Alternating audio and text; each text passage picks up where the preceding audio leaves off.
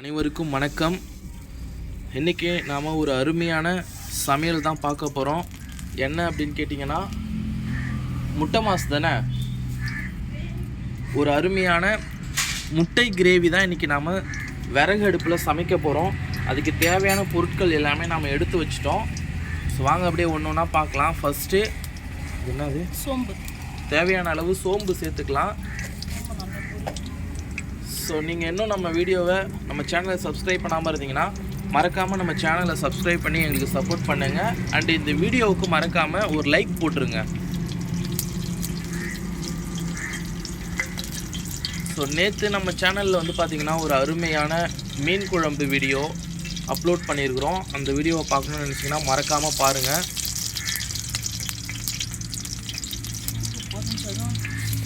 வெங்காயம், புதினா, கொத்தமல்லி, கருவேப்பிலை இது எல்லாத்தையும் இதில் ஆட் பண்ணிக்கலாம். வெங்காயம், புதினா, வெங்காயமா அந்த பீட்ரூட் அதில் தானே, எல்லாத்தையும் நல்லா வதக்கிக்கலாம்.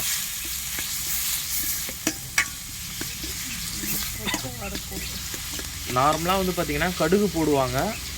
நாம் கடுகுக்கு பதிலாக சோம்பு ஆட் பண்ணியிருக்கிறோம். கடுகு போட மாட்டாங்க, சோம்பு தான் போடுவாங்க. ஆமாம்,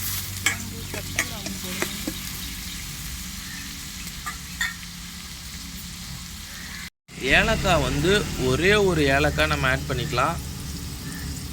பார்த்துக்கோங்க, ஒரு சிங்கிள் ஏலக்காய் ஆட் பண்ணியிருக்கிறாங்க. நல்லா வதக்கிக்கலாம். கொஞ்சம் ஓரளவுக்கு வந்து பார்த்திங்கன்னா இந்த வெங்காயம் நிறமாக இருந்துச்சுன்னா போதும்.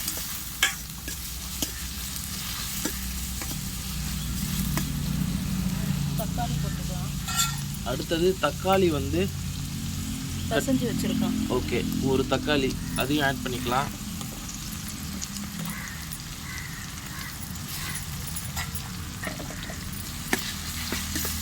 ஸோ முட்டை வந்து பார்த்திங்கன்னா ஆல்ரெடி அவிச்சு இந்த கிரேவிக்கு தேவையான ஒரு மெத்தடில் வந்து கட் பண்ணி வச்சுருக்குறாங்க.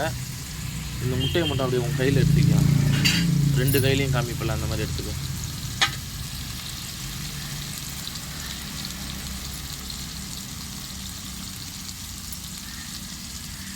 ஸோ பாருங்கள் காய்ஸ்,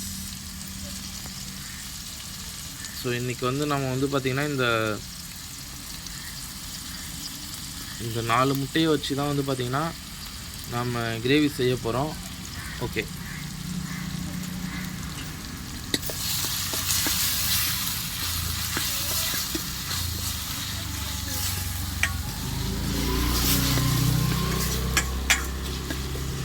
முட்டையை வந்து பார்த்திங்கன்னா தேவையான அளவு சால்ட்டா, தேவையான அளவு உப்பு ஆட் பண்ணிக்கலாம். ஓகே,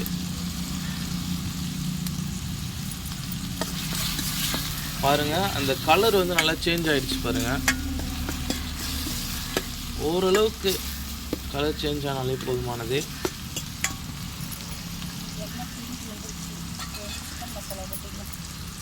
சிக்கன் மசாலா தேவையான அளவு.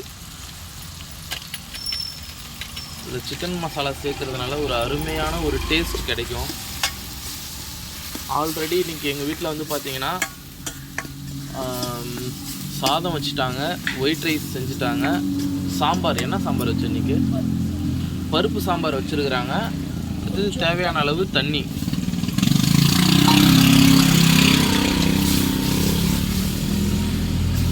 ஸோ இது வந்து பார்த்திங்கன்னா சாம்பாருக்கு ஒரு தொட்டுக்க செய்யணுன்றதுக்காக தான் பார்த்திங்கன்னா இந்த முட்டை, என்னது இது, முட்டை கிரேவி நாங்கள் வந்து செய்கிறோம். தேவையான அளவு கொஞ்சமாக மிளகாய் தூளையும் ஆட் பண்ணிக்கலாம்.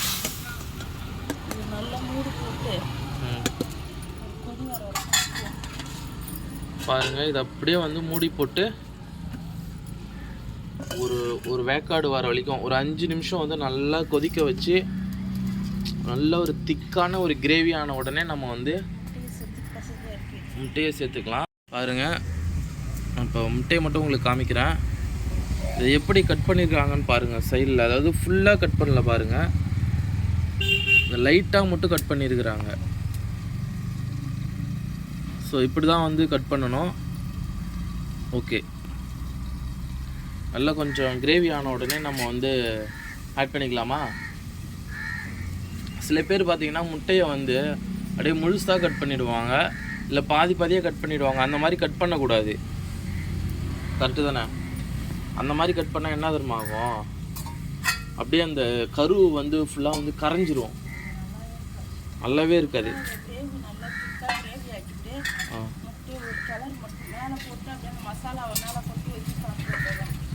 ஆமாம், அந்த ஒரு முட்டையை மட்டும் காமியா, ஏதாவது ஒரு முட்டை மட்டும் பாருங்கள் கைஸ். அதாவது வந்து அவங்க எப்படி கட் பண்ணிடுறாங்கன்னு பாருங்கள். இங்கே பாருங்கள், திருப்பி காமி, திருப்பி அடியில் கட் பண்ணல பாருங்கள். அடியில் வந்து கட் பண்ணவே இல்லை, திருப்பி பாருங்கள். இந்த மாதிரி கட் பண்ணாதான் ஓகே, இந்த மாதிரி கட் பண்ணாதான் எடுத்துறியா எடு அந்த கிரேவியாக அப்படியே நமக்கு சாப்பிடும்பொழுது ஒரு முழு முட்டையாக நமக்கு கிடைக்கும். பாருங்கள், நல்ல எண்ணெய் வந்து பிரிஞ்சிருச்சு. இதுக்கு மேலே விட்டால் காந்திரும். ஆல்ரெடி நம்ம முட்டையை வந்து நல்லா அவிச்சு வச்சுருக்கிறதுனால அதை நம்ம வந்து திரும்பவும் வேக வைக்க போகிறதில்ல. அப்படியே இந்த கிரேவியில் அப்படியே நம்ம முட்டையை ஆட் பண்ணிக்க வேண்டியதான். பாருங்கள், 1 2 3 4 முட்டை. அப்படியே அது கூட அப்படியே மசாலாவை எடுத்து அப்படியே ஆட் பண்ணிக்க வேண்டியதான்.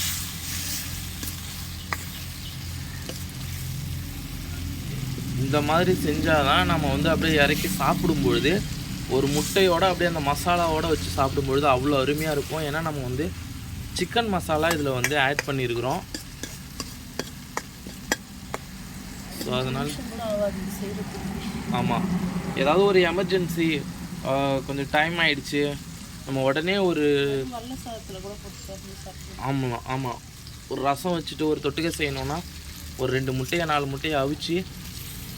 ஒரு முக்கியமான ஒரு விஷயம் என்னென்னா, முட்டையை வந்து முழுசாக கட் பண்ணக்கூடாது, ஏதாவது ஒரு சைடு தான் வந்து கட் பண்ணணும், கரெக்டு தானே?